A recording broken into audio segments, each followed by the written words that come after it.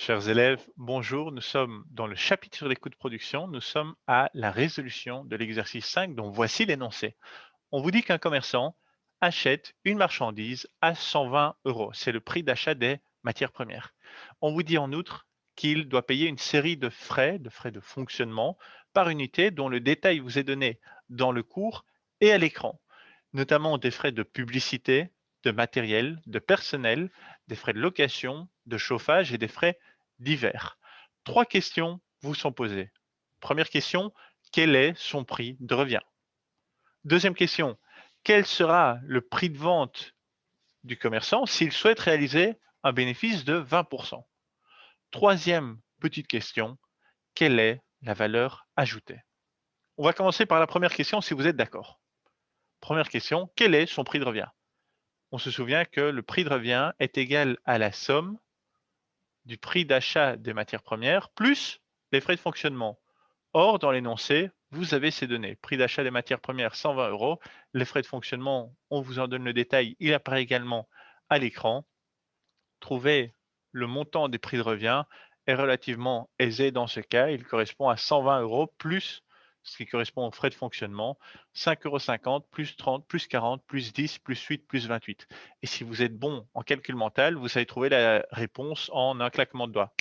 Elle est égale à 241,50 €. Le prix de revient unitaire est de 241,50 €. Félicitations. On va passer à la sous-question B si vous êtes prêts. La sous-question B qui nous dit quel sera son prix de vente si le commerçant souhaite un bénéfice de 20%. Est-ce qu'il y a un piège dans cette question? Absolument pas. On vient de déterminer que le prix de revient unitaire était de 241,50 €. S'il souhaite réaliser un bénéfice de 20%, il suffira de prendre 20% de ce montant, 20% du montant du prix de revient, et de l'additionner au montant du prix de revient. C'est donc égal à 241,50 € plus 20% de ce montant.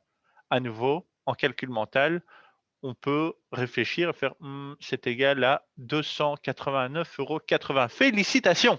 Certains d'entre vous pourraient me dire, monsieur, est-ce qu'on n'aurait pas pu trouver cette réponse plus facilement? La réponse est oui, évidemment. Vous auriez pu simplement faire comme calcul du prix de vente 241,50 € fois 1,2 fois 1,2, c'est ça revient exactement au même que notre 241,50 € plus 20% de ce montant. C'est identiquement la même chose. Je vous invite à vous y pencher et à réfléchir là-dessus. Si ce n'est pas clair dans votre esprit, n'hésitez pas à l'indiquer en commentaire si vous avez vraiment du mal avec ce calcul. Dans notre cas, en tout cas, le prix de vente devrait être alors de 289,80 €. Est-ce que vous êtes prêt à passer à la question C? Si c'est oui, hochez de la tête. OK, du coup, vous avez l'air plutôt prêt. Passons à la question C. Quelle est la valeur ajoutée? Oui, je sais, je vous ai vu. Quel est le montant de la valeur ajoutée? Alors, d'une part, on vient déterminer que le prix de vente sera de 289,80 € et d'autre part, on sait que la valeur ajoutée correspond à la différence entre le prix de vente et le prix d'achat. Prix de vente 289,80 €, prix d'achat, on s'en souvient ou pas, mais alors je vous le dis, il était égal à 120 €. La différence entre les deux, c'est tout à fait exact. Elle est égale à 169,80 €. J'espère que c'est clair pour vous, que vous avez aimé cette résolution d'exercice. Si c'est le cas, n'hésitez pas à partager cela en commentaire. Dans tous les cas, je vous donne rendez-vous à la prochaine vidéo. À tout de suite. Ciao.